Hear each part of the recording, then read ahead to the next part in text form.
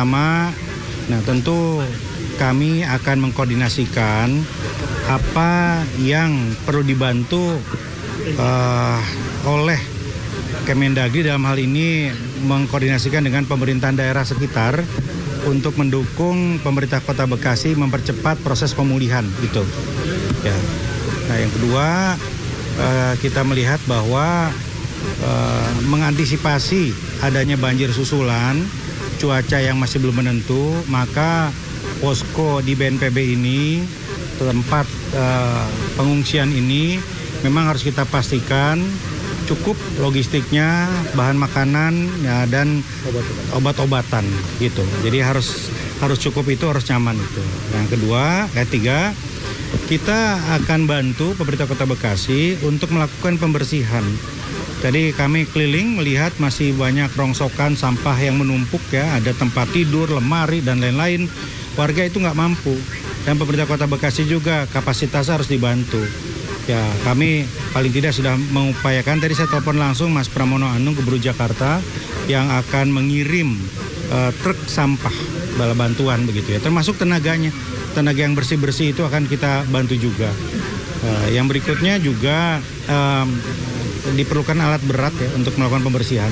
Nanti alat berat juga akan kami kirim ke sini dari pemerintah sekitar ya. Yang utamanya yang langsung bersedia adalah pemerintah Provinsi Jakarta gitu. Namun kita pastikan juga tentunya akses ke sini ini bisa dilalui. Nah, karena itu tadi saya minta Pak Wali Kota, Pak Dirjen Abril di sini dari Kemendagri mengkomunikasikan ini dengan teman-teman kepolisian, teman-teman TNI untuk mengatur lalu lintas, jangan sampai tersendat. Bala bantuan ke sini jangan sampai tersendat, ya harus lancar. Nah, paling tidak itu bisa dilakukan malam nanti atau pagi-pagi akan dikirim ya. Paling tidak diperlukan 50 truk sampah misalnya, nah beberapa alat berat, penyedot lumpur, pembersih air dan sebagainya, pembersih rumah dan lain sebagainya. Kira-kira begitu langkahnya ya. Jadi intinya Kemendagri mengkoordinasikan pemerintah daerah sekitar Jakarta, Bogor ya, yang mampu untuk membantu untuk segera membantu pemerintah Kota Bekasi. Pak, kalau untuk anak-anak sekolah kan beberapa sekolah terdampak dan sebentar lagi anak-anak sekolah kembali ke sekolahnya setelah libur Ramadan, ini gimana Pak? Ya, kalau kondisi masih belum memungkinkan, tentunya sekolahnya diliburkan dulu, ya, diliburkan dulu, begitu, nggak mungkin ya. Nah, tapi tentu nanti akan diantisipasi apakah ada lokasi sementara untuk kegiatan belajar mengajar. Nanti Pak Wali tentu yang memutuskan, dan apabila Kemendagri perlu memfasilitasi dengan kementerian, nah kita akan fasilitasi itu. Dana recovery-nya, kemudian kerugian material yang dialami baik dari Jakarta dan juga wilayah Jabodetabek lah Pak untuk kasus banjir ini. Ya, ini belum datanya kan nanti sedang dikonsolidasikan dulu oleh pemerintah kota, ya, baru kemudian dilaporkan dan kebutuhan seperti apa. Tetapi untuk sementara ini kami melihat sudah masuk donasi ya, donatur ya, berupa natura, barang-barang dan lain-lain. Ya tentu kami akan meminta pemerintah Kota Bekasi dan BNPB mengkoordinasikan ini untuk memastikan penyaluran bantuan-bantuan itu. Perkiraan recovery sampai kapan sih Pak? Operasi recovery-nya ini peristiwa banjir? Ya kalau hampir 2 minggu. Ya kalau seperti ini 1 atau 2 minggu begitu ya, dengan catatan tidak ada lagi banjir dengan skala seperti kemarin. Pak, ini kan bisa dipastikan ke depan juga diprediksi akan menjadi curah hujan yang tinggi di wilayah Bogor gitu Pak. Nah, ini kan banjir di sini kemarin disebutkan 90% itu dari kiriman, bukan dari hujan gitu Pak. Nah, apa sih dari pemerintah pusat langkah antisipasinya, apalagi ini kan daerah yang sebetulnya langganan banjir Pak, udah bosan warga gimana banjir terus gitu. Ya. Mitigasi yang biasa dilakukan terkait dengan banjir di seputar Jabodetabek Punjur ini adalah memastikan ketika ada peringatan atau early warning dari BMKG, maka dihimbau para camat lurah untuk meminta warga tidak berada di lokasi rawan di lintasan itu gitu. Apalagi di daerah-daerah yang memang langganan banjir, bisa di lintasan sungai, di pemukiman. Itu langkah pertama. Langkah kedua, ya tentu kita melakukan semaksimal mungkin upaya-upaya normalisasi ya, saluran, pengairan dan sebagainya begitu. Nah, itu yang bisa dilakukan. Tapi saya kira yang sangat diperlukan sekarang adalah penanganan jangka panjang. Ini kan sebetulnya sudah dibangun turap ini setinggi 6 meter pada tahun berapa Pak Wali? 2 tahun yang lalu. 2 tahun yang lalu. Tapi ternyata kurang juga. Ya artinya mau dibangun berapa meter lagi? Ya kalau ditambah lagi kan bukan seperti itu. Artinya harus ada penanganan terintegrasi di hulu. di hulu seperti apa. Nah, karena itu nanti kita akan koordinasikan solusi yang dilakukan oleh pemerintah daerah yang ada di lintasan dari hulu ke hilir ini untuk langkah-langkah penyelesaian secara permanen mulai dari hulu. Tapi bisa dipastikan karena hingga saat ini tidak ada korban jiwa atau meninggal dunia. Pak Wali bilang alhamdulillah tidak ada. Ada catatan di rumah sakit ya yang harus dievakuasi karena memang rumah sakit umum daerah itu terkena juga ya di situ ya. Tetapi Pak Wali tadi kami apresiasi karena telah melakukan langkah-langkah cepat untuk melakukan evakuasi dan memastikan yang darurat ya, yang operasi dan lain itu ditangani segera. Listrik dimatikan dulu ya karena memang masih rawan begitu ya. Nah, tapi tentunya iya Pak Wali akan mengkoordinasikan itu listrik. Air sih masih mengalir tadi, masih mengalir. Iya. Sampai kapan kira-kira listrik? Mudah-mudahan nanti sore kalau memang hasil pemeriksaan PLN clear akan dinyalakan. Ya, hari ini PLN sedang memutar ke rumah-rumah warga. Ya, supaya jangan sampai nanti begitu dinyalakan ada kabel yang koslet atau ada yang putus dan lain-lain. Pak Wali, tapi ada koordinasi nggak sih dengan warga? Pak Wali, ini kan warga sering banget kena banjir gitu ya. Ada upaya untuk mengajak warga untuk dipindahkan gitu Pak Wali, atau disediakan rumah susun seperti yang mau digaungkan di Jakarta gitu Pak Wali? Ya, tadi kan sudah ada permintaan. Saya sudah buatkan catatannya. Tetapi sebetulnya 5 tahun yang lalu pada saat saya sebagai masih Kepala Dinas Pekerjaan Umum sudah pernah melakukan inventarisasi itu. Tetapi kan kembali, rumah itu kan punya sejarah, rumah punya kenangan, rumah punya cerita. Nah ini yang kadang-kadang menjadi sangat sulit kita untuk bisa move on, pindah ke tempat yang lain. Belum lagi kemudian mungkin tempat yang kita berikan, di mana pemerintah daerah memiliki pasos-pasum, itu tidak selokasinya segitiga emas seperti ini. Karena ini kan tempat yang paling mudah aksesibilitasnya. Sebentar masuk tol udah seperti di Jakarta, udah seperti di Bandung. Gitu. Jadi memang aksesibilitas ini kan 1,24 jam relatif mudah dijangkau. Ya, jadi saya kira pemerintah tentu tetap akan menawarkan ya, dan saya sudah sampaikan kita inventarisasi kalau memang ada yang siap. Kita juga punya skemanya yaitu dengan mendirikan rumah susun ya. Jadi nanti kita sampaikan ya. Tapi sebagian besar saya rasa lebih banyak yang memang nyaman dan bahagia di PGP. Pak Wali, laporan terakhir untuk kondisi banjir sudah saat ini gimana Pak Wali? Kalau secara umum kan hampir semuanya kan karena dampaknya memang Kali Bekasi. Begitu Kali Bekasinya surut ya semuanya relatif hampir hari ini sudah surut ya, dan kemudian pompa-pompa air yang kita miliki semuanya kita sudah nyalakan sehingga mampu mendorong tempat-tempat yang kemudian hari ini masih ada genangan-genangan air. Yang hari ini memang kita lebih bagaimana melakukan rehabilitasi seperti yang disampaikan Pak Wamen. Udah duduk bareng Pemprov DKI Pak Wali, kan kemarin Mas Pram ngomong katanya mau duduk bareng sama pimpinan daerah di sekitar Jakarta gitu Pak Wali. Ya kemarin kita kan habis pelaksanaan tugas dari Kemendagri, Petrit. Hari Sabtu baru selesai ya. Kemudian Senin sudah banjir. Jadi ya, mudah-mudahan dalam waktu dekat setelah kegiatan recovery ini Mas Pram tentu punya banyak waktu untuk kemudian mengundang kita untuk duduk bareng. Untuk tanggul jebolnya sendiri penanganannya kan seperti apa? Tanggul jebol ini kan ada dua hal mekanisme yang bisa dilakukan. Apabila tanggul itu memang milik aset pemerintah kota, itu bisa menggunakan dananya BNPB. Ya, kemudian kalau tanggul itu miliknya BWCC, tentu menjadi tanggung jawab Kementerian PU. Dan besok Pak Menko PMK dan juga Bang Ara ya, Menteri Pemukiman juga akan hadir dan langsung meninjau ke lokasi yang memang terjadi tanggul yang bocor. Ya, karena memang kan kalau Kementerian Perumahan itu adalah tanggul-tanggul yang berimplikasi di perkotaan. Cukup banyak, tetapi memang segmennya pendek-pendek. Ya, karena itu tadi tanggulnya ada gerusan-gerusan juga dari dalam. Wali, untuk infrastruktur lain gimana secara umum kerusakan datang? Cukup besar dan luar biasa, termasuk sekolah yang baru kita bangun di tahun 2024 juga sudah jebol.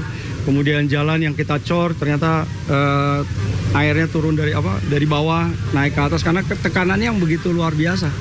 Ya, jadi hal itu tentu sedang kita lakukan inventarisasi. Termasuk yang di Kemang kan abutmentnya juga bolong ya. Nah itu saya kira. Oh, itu kayak banjir di Mega Bekasi atau itu karena tanggul jebol? Bukan, itu karena limpasan saja. Ya, karena limpasan sehingga air itu turun ke Mega Bekasi, termasuk ke Jalan Ahmad Yani, ya itu semua karena limpasan. Ya.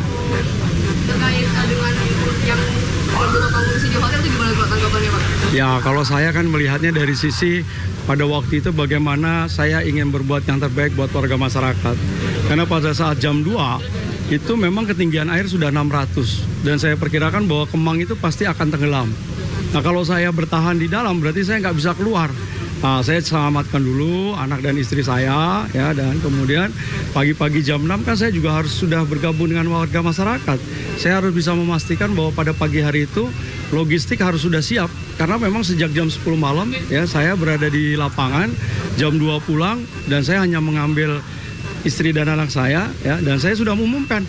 Makanya kemungkinan tingkat fatalitasnya hari ini itu relatif lebih rendah dibanding di tahun 20. Kalau tahun 20 kan bergelimpangan mobil-mobil di jalan. Karena apa?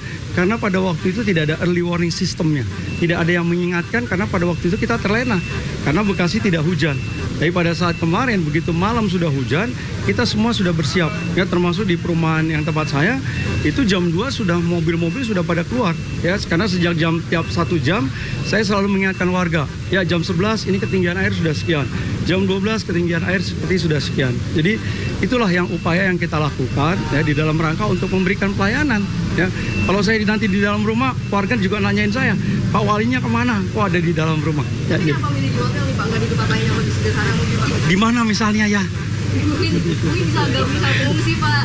Ya, makanya kan tentu ada hal-hal yang lebih baik lagi ya kan supaya ini aja kan supaya apa lebih prosesinya lebih pastikan lebih aman lah. Gak ada pengen kesan bermewah-mewahan ya. Pemukiman yang berada di pinggiran kali itu kan sebenarnya ada resapan air tempat. Ya inilah signifikansinya keberadaan Dewan Aglomerasi. Ini ranah ini. Jadi Dewan Aglomerasi ini kan tugasnya nanti untuk memastikan perencanaan pembangunan daerah aglomerasi Jakarta dan sekitarnya berjalan dengan baik. Utamanya adalah mencegah bencana itu. Nanti ini Kemendagri akan mengkoordinasikan ini terkait dengan perumusan substansi dari kewenangan Dewan Aglomerasi. Jadi penting di situ. Dulu kami ada forum BKSP namanya. Nah ini yang akan direvitalisasi supaya lebih bergigi gitu loh.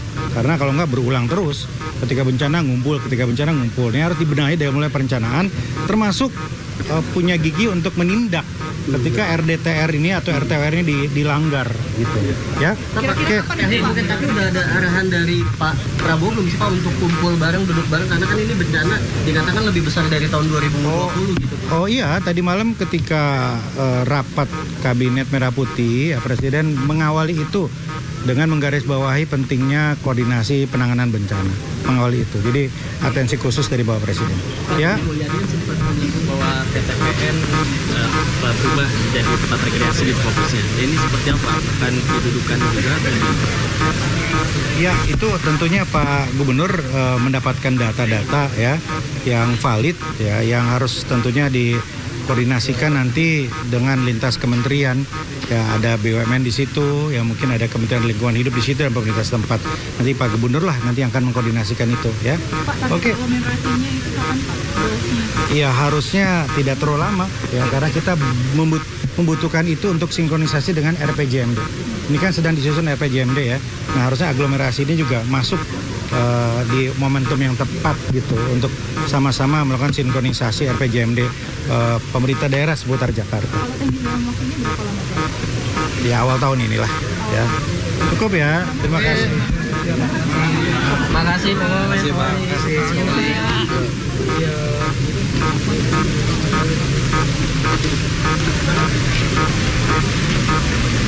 Pemirsa, baru saja kita simak pernyataan dari Bima Arya selaku Mendagri yang menyebutkan bahwasannya akan mempersiapkan logistik bahan makanan dan juga obat-obatan bagi para pengungsi banjir di Kota Bekasi dan sekitarnya. Adapun Pemkot Bekasi juga nantinya akan melakukan pembersihan yang akan dilakukan secara bersama-sama dengan BNPB setempat. Pemirsa, untuk mengetahui kondisi terkini banjir di Jabodetabek, kita sudah terhubung dengan Helmi Sajangbati di Komplek IKPN Pesanggerahan, Jakarta Selatan. Helmi, bagaimanakah situasi dan kondisi di sana? Apakah banjir sudah mulai surut? Ya, selamat siang Camar dan pemirsa TV dimanapun berada saat ini. Saya masih berada di Kompleks IKPN Bintaro, Pesanggerahan, Jakarta Selatan. Bisa saya sampaikan saat ini banjir di Kompleks IKPN ini sudah berangsur-angsur surut.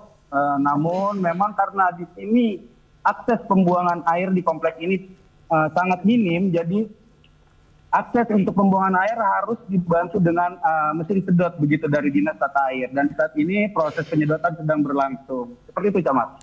Baik, untuk penyedotan dari Dinas Tata Air ini dilakukan ada berapa unit yang dikerahkan, Helmi? Baik, untuk penyedotan sendiri dilakukan dengan menggunakan ada 3 mesin penyedot dengan ditambah 1 mesin penyedot portable begitu, Camar. Hal itu dilakukan agar mempercepat surutnya banjir yang merendam kawasan kompleks IKPN ini. Karena sampai saat ini rumah-rumah warga begitu, bahkan masjid juga masih terendam dengan ketinggian masih sekitar 1 meter seperti itu, Camar. Baik, Helmi, dari visual yang Anda tampilkan, ini apakah jalan masuk menuju komplek atau seperti apa? Karena ketinggian air ini cukup dalam sepertinya. Iya, saya Camar saat ini berada di tengah-tengah kompleks, di mana sambil saya susur melihat aktivitas warga. Memang ada beberapa rumah warga yang tadi sudah saya lihat, karena dia mempunyai lantai dasar yang cukup tinggi, jadi sudah mulai melakukan aktivitas bersih-bersih begitu. Tapi ada juga rumah yang ke lantai dasarnya itu sejajar dengan jalan. Jadi belum bisa dilakukan aktivitas bersih-bersih karena air secara otomatis masih merendam rumahnya seperti itu. Dan di depan saya ini kalau bisa dilihat itu ada tembok hijau panjang, itu adalah sekolah SDN Bintaro 05 Pagi. Dan saat ini juga masih terendam banjir setinggi mungkin kalau saya bisa perkirakan sekitar 30 sampai 40 cm di bagian dasar, lantai dasar ya, seperti itu, Camat. Baik, Helmi, saat ini Anda sedang bersama dengan petugas dari mana dan apakah evakuasi tetap dilakukan mengingat kalau di sejumlah daerah lain masih ada masyarakat yang terjebak? Ya, baik, Camar. Saat ini saya bersama dengan petugas dari BPBD Jakarta Selatan dengan salah satu juga kawan dari relawan Wanadri begitu. Memang sejak pagi teman-teman dari BPBD juga relawan Wanadri ini berada di komplek IKPN untuk membantu proses evakuasi terhadap warga yang memang baik yang ingin keluar atau ingin masuk ke dalam rumahnya, Camat. Karena ketinggian air sejak pagi tadi itu masih terbilang tinggi begitu. Baik, Helmi, di daerah lain menyebutkan bahwasannya ini adalah banjir terparah sejak 5 tahun terakhir. Apakah sama dengan di Pesanggerahan Jakarta Selatan? Apakah mereka sudah terbiasa dengan banjir ini sehingga ada beberapa yang memilih untuk tetap berada di rumah? Baik, ini bisa saya sampaikan. Kalau kompleks IKPN ini memang salah satu kawasan langganan banjir. Tapi banjir yang terakhir parah itu memang banjir 5 tahunan, berarti 5 tahun silam. Dan sejak saat terakhir itu ada program pemerintah Provinsi DKI Jakarta untuk melakukan normalisasi aliran kali. Dibetonisasi sehingga aliran tumpahan air tidak masuk warga. Namun karena kali ini siklus 5 tahunan dan warga juga sudah mengerti bahwa akan datangnya banjir besar. Jadi warga sudah terbiasa lah seperti itu, Camat. Baik, Helmi, Anda tadi menyebutkan bahwasannya bangunan berwarna hijau adalah sekolah. Anda bisa arahkan ke sekolah tersebut? Iya.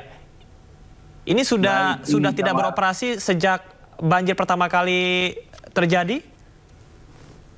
Ya, ini banjir yang merendam sekolah memang tidak bisa dioperasikan sejak banjir pertama kali terjadi ya, dari hari Senin kemarin begitu. Dan hingga saat ini yang seharusnya jadwal siswa belajar juga ternyata belum mulai masuk sekolah, tapi belum bisa seperti itu. Baik, Helmi, di tempat Anda melaporkan saat ini di Komplek IKPN Pesanggerahan Jakarta Selatan, mayoritas warga ini apakah berlantai 2 rumahnya atau seperti apa? Ya, di sini relatif ya, Camar, untuk bangunan-bangunan rumah warga, ada yang memang sudah berlantai 2, ada yang masih standar, karena ini kan komplek ya. Ada yang masih rumah lantai 1, ada yang sudah ditingkat, direnovasi menjadi lantai 2. Oke, baik. Sejauh pemantauan Anda, apakah masih ada warga yang bertahan di lantai 2 saat ini? Iya, sebenarnya tidak jauh dari lokasi saya, itu selurus dengan kamera saya itu ada warga memang yang bertahan di lantai 2 rumahnya seperti itu, Camar, karena mungkin melihat kondisi banjir saat ini sudah mulai berangsur-angsur surut, jadi aktivitas mereka untuk berbenah dari lantai atasnya sudah mulai dilakukan seperti itu, Camar. Oke, Helmi, di wilayah Jakarta Timur ini petugas biasanya kesulitan mengevakuasi karena adanya terhalang oleh gapura. Bagaimana dengan di sana? Apakah ada hal-hal lain yang menyebabkan petugas kesulitan untuk mengevakuasi warga? Baik, kalau di kompleks IKPN sendiri memang untuk proses evakuasi, jalur-jalur evakuasi sangat mudah ya, karena memang ini kompleks gitu, jadi ruas jalan itu sangat lebar dan akses untuk para petugas masuk, baik itu mobil penyedot, mesin penyedot air ataupun perahu karet yang mengevakuasi warga itu sangat mudah untuk bisa masuk ke lokasi dan menjangkau warga seperti itu, Camat. Oke, baik. Artinya evakuasi masih tetap bisa dilakukan. Apakah juga dilakukan pada malam hari atau cukup pada sore hari saja untuk evakuasi? Ya, kalau untuk evakuasi memang dilakukan sejak Selasa pagi. Selasa pagi itu sudah dilakukan karena air mulai menggenangi rumah warga, mulai merendam rumah warga itu Selasa dini hari. Jadi pagi itu petugas gabungan dari BPBD, dari relawan, TNI, Polri, kelurahan dan kecamatan setempat sudah langsung bergerak ke lokasi dan memantau jika memang ada warga yang perlu dievakuasi. Sama. Baik. Helmi, posko pengungsian terdekat dari Anda melaporkan ini jaraknya berapa meter dan bagaimana akses menuju ke sana? Untuk pengungsian sendiri, posko pengungsian yang didirikan di dekat kompleks IKPN ini ada di kampus Trisakti. Jaraknya dari perumahan ini sekitar mungkin 50 hingga 100 meter, tidak terlalu jauh. Dan tadi malam, tadi pagi saya berbincang dengan Camat Pesanggerahan, disampaikan bahwa tadi malam itu memang banyak pengungsi. Tapi pagi tadi pengungsi sudah tidak ada karena sudah kembali beraktivitas. Jadi tinggal beberapa orang saja yang seperti lansia dan mungkin ibu menyusui seperti itu. Sementara yang warga lain sudah kembali beraktivitas. Baik, Helmi, terima kasih banyak atas laporan komprehensif Anda. Kami akan masih menantikan update Anda dari Pesanggerahan Jakarta Selatan. Selamat bertugas kembali dan tetap berhati-hati, Helmi. Terima kasih. Anda masih di Breaking News bersama saya, Camar Haenda. Kepala Otorita Ibu Kota Nusantara, Basuki Hadi Mulyono, mencuri perhatian saat banjir melanda Bekasi. Mantan Menteri PUPR ini terlihat menerobos banjir yang menerjang perumahannya di Kompleks Pengarinan, PU Rawasemut, Bekasi Kota Timur, Kota Bekasi, Jawa Barat.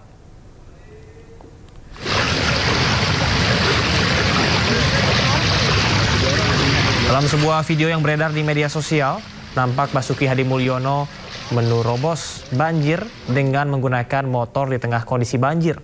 Kondisi air yang cukup tinggi membuat seorang pria ikut mendorong motor yang dinaiki oleh mantan Menteri PUPR tersebut. Kawasan di depan komplek rumah Basuki Hadi Mulyono terendam banjir dikarenakan luapan Sungai Kalimalang yang berada di samping perumahan.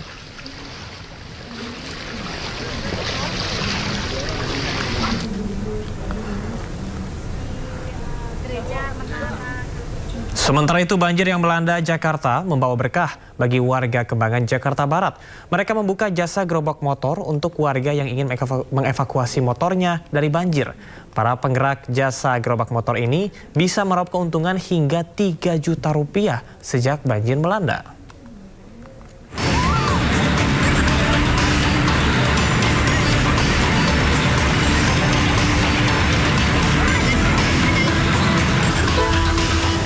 Banjir yang menggenangi Jalan Pertigaan Lampu Merah Kembangan, Jakarta Barat menyebabkan motor tidak bisa melintas.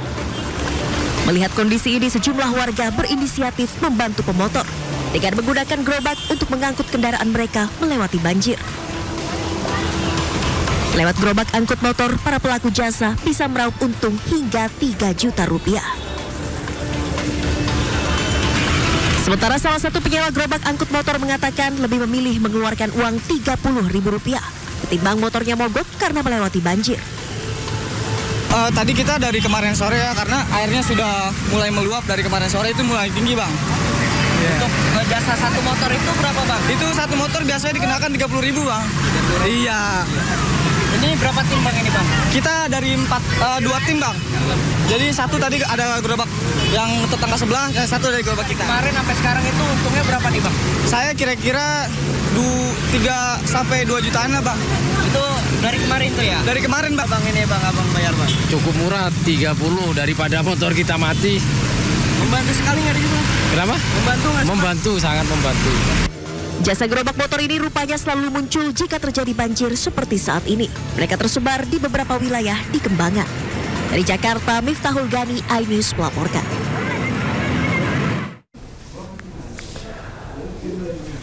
Menteri PMK Pratikno bersama sejumlah pihak melakukan konsolidasi dan koordinasi penanganan banjir Jabodetabek.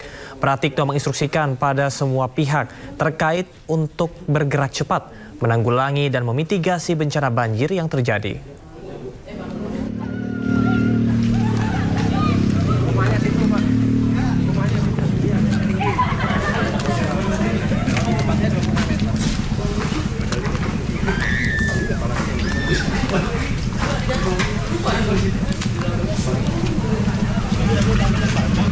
Pemirsa, dengan berjalan kaki, Gibran menyusuri jalan di perumahan Pondok Gede Permai yang kini sudah mulai surut dan menyisakan tumpukan lumpur. Dalam kunjungannya, Gibran sempat berbincang dengan warga yang rumahnya terdampak banjir. Gibran juga mengecek beberapa rumah warga yang terdampak. Nggak boleh. Kamera besar nggak boleh. Iya. Halo. Nggak boleh. Sebelum mengecek lokasi terdampak banjir, Gibran juga sempat mengunjungi posko pengungsian banjir di lapangan BNPB Jati Asih, Kota Bekasi, ditemani Wali Kota Bekasi Tri Adianto dan Kepala BNPB Letjen TNI Suharyanto. Gibran langsung menemui para pengungsi. Gibran juga sempat berbincang dengan warga untuk menanyakan keadaan dan kondisi para pengungsi.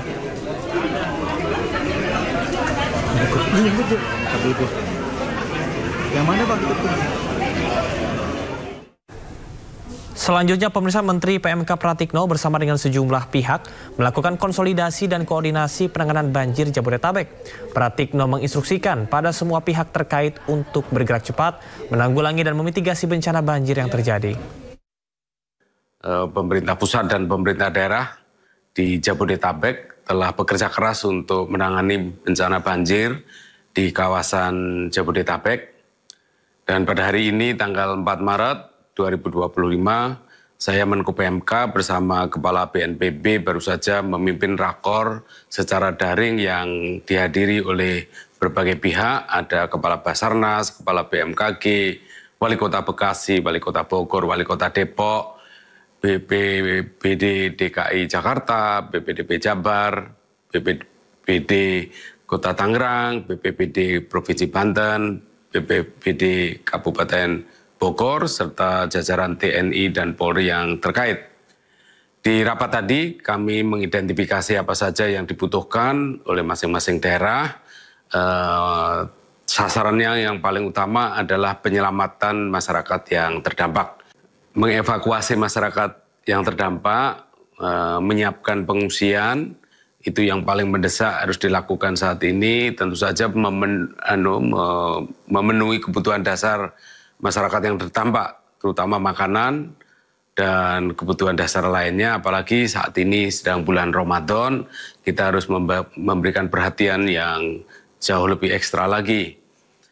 Juga pelayanan kesehatan, baik warga yang berada di pengungsian maupun di rumah penduduk. Yang ketiga tentu saja adalah pemulihan kondisi pemukiman dan infrastruktur, baik itu pemulihan jalan, jembatan, sekolah, rumah ibadah, dan fasilitas umum lainnya, dan juga atas bantuan berbagai pihak, termasuk relawan, pemulihan kondisi rumah-rumah warga, dan juga rekonstruksi beberapa infrastruktur yang rusak. Kepala BNPB akan terus mengkoordinasikan upaya penanganan darurat di lapangan, dengan melibatkan semua pihak. Pemirsa, terima kasih Anda masih di Breaking News bersama saya Camar Haenda. Banjir di wilayah Jabodetabek masih terus terjadi dan kita akan langsung memantau situasi dan kondisi di Mega Mall Bekasi. Sudah ada rekan Yasmin Atania di sana. Ya, selamat sore. Yasmin, bisa Anda ceritakan bagaimana situasi dan kondisi terkini? Apakah masih ada warga yang dievakuasi?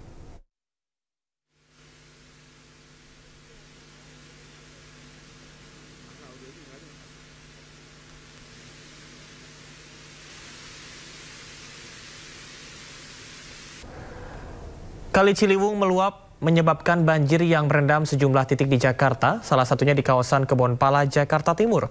Selain itu, kawasan Jati Asih menjadi kecamatan terparah yang terdampak banjir di Bekasi, Jawa Barat.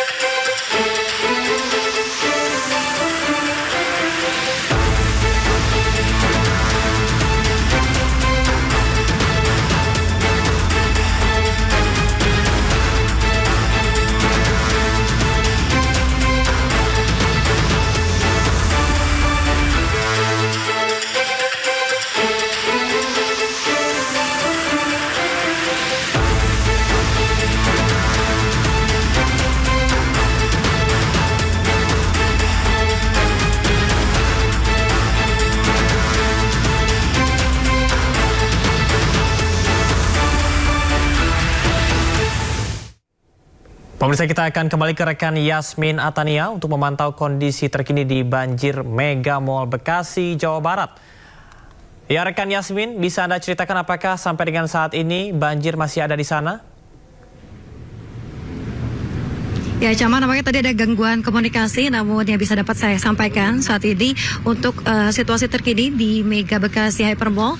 Jadi sejumlah titik masih terendam banjir, khususnya adalah di area parkir outdoor, kemudian juga parkir basement dan juga di lantai dasar. Lantai dasar adalah kemarin yang videonya viral di media sosial pada saat air mulai masuk ke dalam mall dan juga membuat panik baik itu pengunjung maupun pedagang, kemudian berusaha untuk menyelamatkan diri dan juga ada beberapa pedagang yang sempat menyelamatkan barang dagangannya. Dapat kami perlihatkan di layar televisi, Camar dan juga pemirsa, seperti inilah situasi terkini di area parkir outdoor di Mega Bekasi Hypermall. Dapat dilihat di layar televisi Anda, ada sejumlah kendaraan yang masih terendam banjir. Total jika dapat kami hitung dan kami lihat dari sini ada sebanyak 6 minibus yang terendam banjir dan juga ada sebanyak 5 sepeda motor. Pada saat pagi tadi kami tiba di sini memang tidak terlalu nampak kendaraannya karena masih hanya terlihat atapnya saja secara sekilas, terlebih apalagi sepeda motor tidak terlihat sama sekali. Namun seiring dengan semakin surutnya air, saat ini sudah mulai terlihat jelas sejumlah kendaraan minibus dan juga sepeda motor yang masih berada di area parkir outdoor. Nah, dapat kami sampaikan pula dari pihak manajemen mall masih terus melakukan upaya penanggulangan banjir ini dengan mengerahkan sebanyak total 9 pompa air untuk menguras air-air ini agar kondisi dapat kembali normal dan juga kondusif. Selain itu juga sekitar pukul 10 pagi tadi ini sudah mulai diperkenankan para karyawan toko untuk memasuki area dalam mall, khususnya lantai dasar. yang terdampak banjir secara bergantian. Jadi satu tenan hanya diperbolehkan dimasuki oleh 2 pegawai saja. Hal ini dilakukan untuk memberikan kesempatan kepada para tenan untuk bisa mengemas ataupun mengambil barang-barang dagangan yang masih bisa diselamatkan. Tadi banyak sekali baju-baju, kemudian juga sepatu, topi, tas yang berhasil diselamatkan, dinaikkan ke atas. Kemudian juga mereka tadi sempat melakukan upaya memilah-milih dan juga membersihkan, memeras pakaian-pakaian yang seluruhnya tergenang banjir dan juga terkena lumpur dan lain sebagainya. Mereka rapi-rapikan, kemudian dimasukkan ke dalam kantong dan juga selanjutnya angkut ke tempat yang lebih aman. Nah, selain di area outdoor untuk lokasi parkir, ada juga di lantai basement. Kami belum diperkenankan untuk masuk ke lantai basement. Diinformasikan oleh pihak mall untuk ketinggian air banjir di lantai basement ini saat ini kurang lebih sekitar 40 hingga 60 cm. Tidak jauh berbeda dengan ketinggian air di lantai dasar. Untuk di basement sendiri, berdasarkan informasi yang kami terima, ada sekitar 20 sepeda motor yang masih terendam banjir hingga saat ini dan belum bisa dievakuasi. Kemudian hal lain yang dapat kami sampaikan, Camar dan juga pemirsa, terkait dengan banjir yang terjadi khususnya di Kota Bekasi, Jawa Barat, ya selain menyebabkan merendam ribuan rumah warga dan juga sejumlah ruas jalan, juga merendam mal ini, satu-satunya mal yang terendam banjir di Kota Bekasi, yakni barang rusak, kemudian juga pakaian-pakaian, karena memang untuk di lantai dasar mayoritas menjual fashion items begitu ya, ada yang terbawa hanyut dan juga ada yang tetap berada di sekitaran area kios mereka. Dan diharapkan oleh para pedagang pun agar banjir ini segera benar-benar surut sehingga mereka bisa lebih leluasa untuk mengevakuasi barang-barang yang masih berada di dalam kios. Camar. Ya, Yasmin, Anda sempat sampaikan bahwasannya terdapat 9 pompa air. Ini cukup banyak apabila dibandingkan dengan daerah-daerah lain yang terkena banjir. Apakah 9 pompa air tersebut digunakan secara bersamaan dan 24 jam atau ada periode tertentu?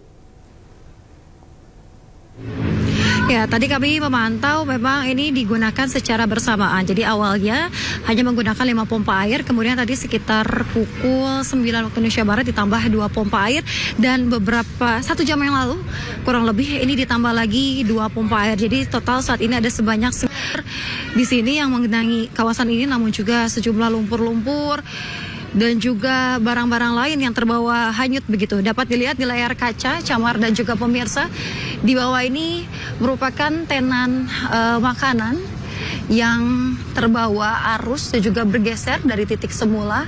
Tadi juga kami sempat melihat ada genangan seperti kardus begitu yang berisi sepatu ataupun berisi pakaian. Ini kemungkinan besar merupakan pakaian dan sepatu yang terbawa hanyut dari kios-kios para pedagang. Kita masih menunggu terkait dengan pernyataan resmi dari pihak manajemen mall terkait langkah apa yang nantinya akan dilakukan pasca air sudah benar-benar surut kembali. Camar. Ya, Yasmin, ini mengingat berbeda dengan daerah lain karena ini merupakan pusat perbelanjaan. Apakah Anda sempat berbincang bersama dengan para pedagang? Apakah mereka sudah sempat melakukan evakuasi terhadap barang-barang yang masih bisa diselamatkan untuk para pedagang? Ya, Camar, seperti yang sudah saya sampaikan tadi, pihak manajemen mall ini memberikan kesempatan kepada para pedagang, khususnya yang berjualan di lantai dasar, lantai terdampak ataupun tergenang banjir, untuk menyelamatkan barang-barang mereka secara bergantian. Jadi satu tenan hanya diperbolehkan membawa ataupun masuk ke dalam sebanyak 2 perwakilan saja. Hal ini agar kondisi di lantai dasar dapat tetap kondusif, mengingat untuk saat ini keadaan di dalam gelap karena penerangan dimatikan pasca terjadinya banjir untuk mengurangi atau meminimalisir hal-hal yang tidak diinginkan. Camar. Yasmin, terima kasih atas informasinya. Kita akan pantau terus